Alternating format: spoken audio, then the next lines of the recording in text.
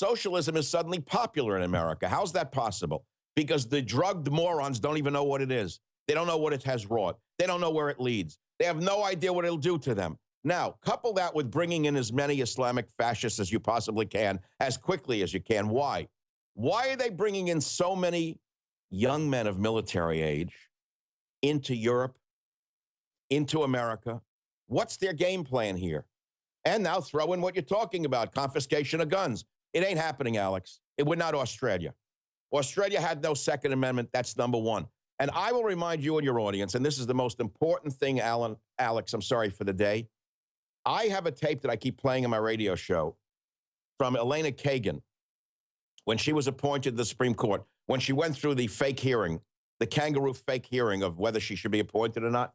She was asked about the Second Amendment. So Elena Kagan, when she was grilled, fake grilled, she says, where do you stand on guns? And she says, the Second Amendment is established law. The Second Amendment is established law.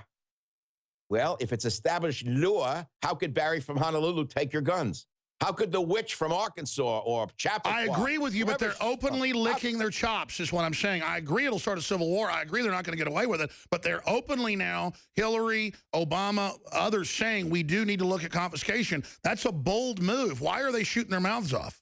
There was a time not too long ago when the Democrats would never even touch God, guns, and gays. Remember that time not so long ago? But Barry from Honolulu is such a slick con artist that he's so hoodwinked the American drug addict that they actually think it's time for socialism, gun seizure, no borders, and flood America with your Muslim brethren.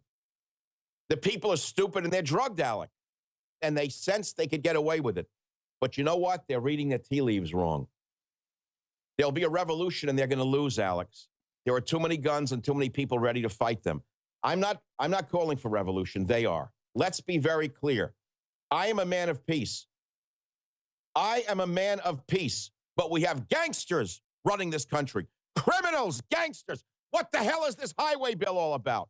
The first day, I'm sorry for yelling. No, we're normal. We see total criminal takeover, the death of freedom, the death of the West, and these crazy socialists that so hate freedom that they want to bring in the most radical Sunni Wahhabiist to run around and rape people, and the Swiss and Dutch and all the rest of these police just let them go under orders. I mean, it's just crazy that we've gotten to this point, and it's normal to get angry. We need to get people out of their coma. How do we do that?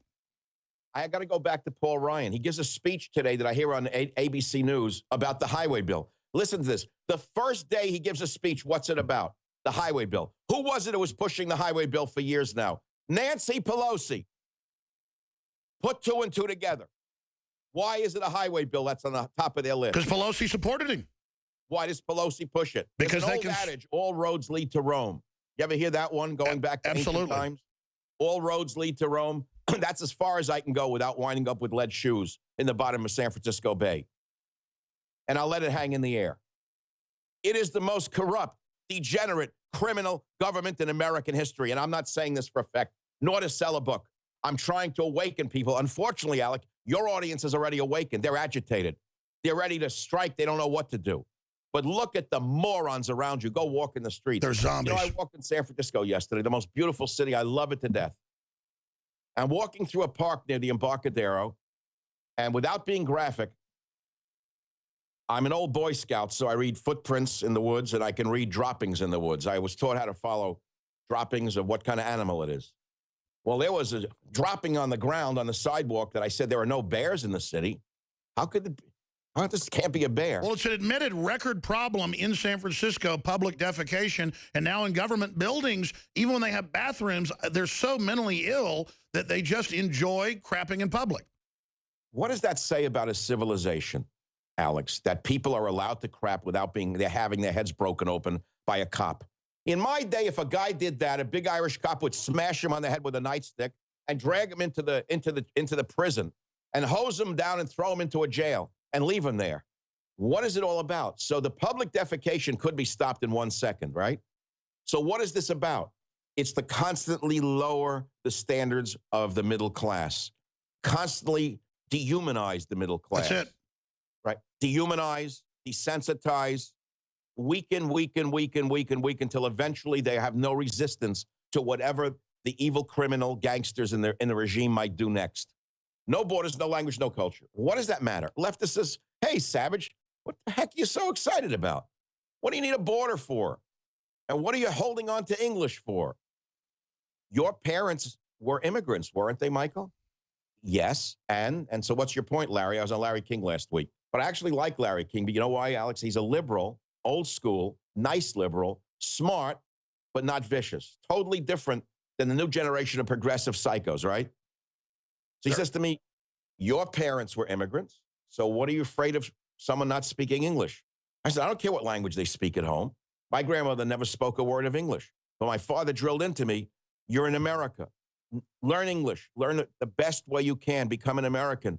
You're not living anywhere else. Be an American. That's not the ethos of this generation, is it? Do you hear them teaching their children learn English? They're teaching them learn anything but English. Stamp on the country that's so good to you. Don't learn their language. There is no culture there. How long has the left taught us that America has no culture? It's an acculturated nation. That we're a nation with no culture. They want to get rid of our culture so they can then download into us their sick, mentally ill culture. And you were one of the first to say this, but more and more it's clear. The top liberals are vicious mafia social engineers, as you've documented, but their minions really are mentally ill basket cases. I'm sure you saw the Atlantic Monthly article a few weeks ago about the coddled generation admitting, and these are leftists saying, that their college students have now become like these weird Maoist youth brigades that shout them down for just any language. They are complete fascist basket cases that just flip out and now want to ban the word mother and father. You're a father, Alec. You know that children need discipline.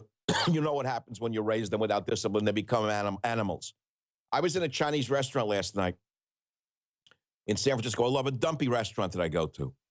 There was a kid, two of them, running around screaming at the top of the lungs. I mean, screeching, where the food, you couldn't even digest it. Now, I wasn't going to say anything because, you know, what are you going to do?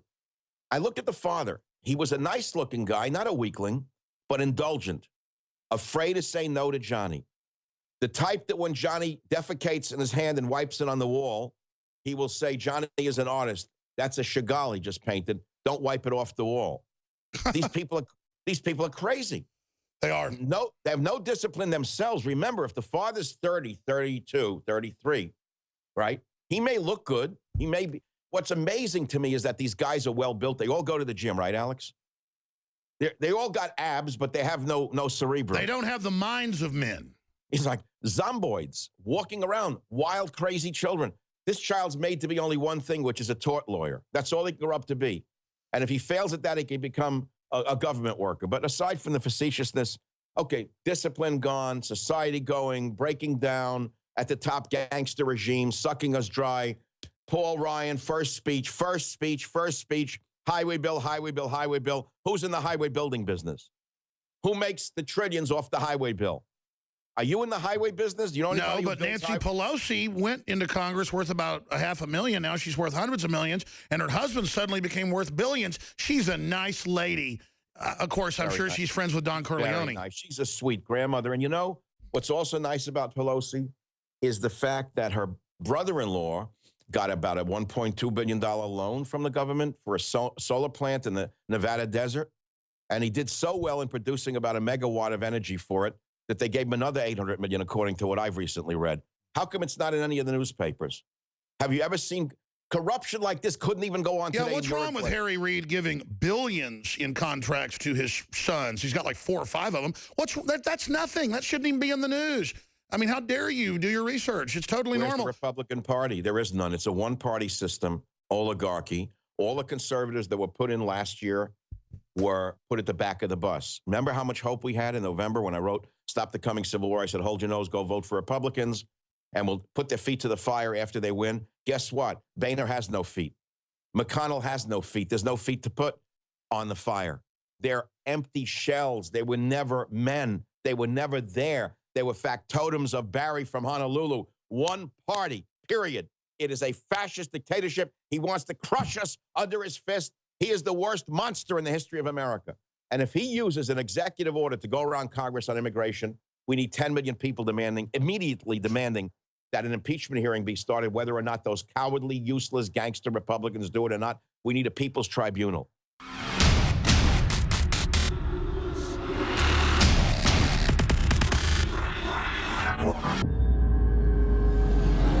Radioactive contamination is now in most of the food supply. There's only 2 ways to avoid this. Move south of the equator or properly protect your thyroid with nascent iodine. Secure your super high quality nascent iodine today at InfoWarsLife.com.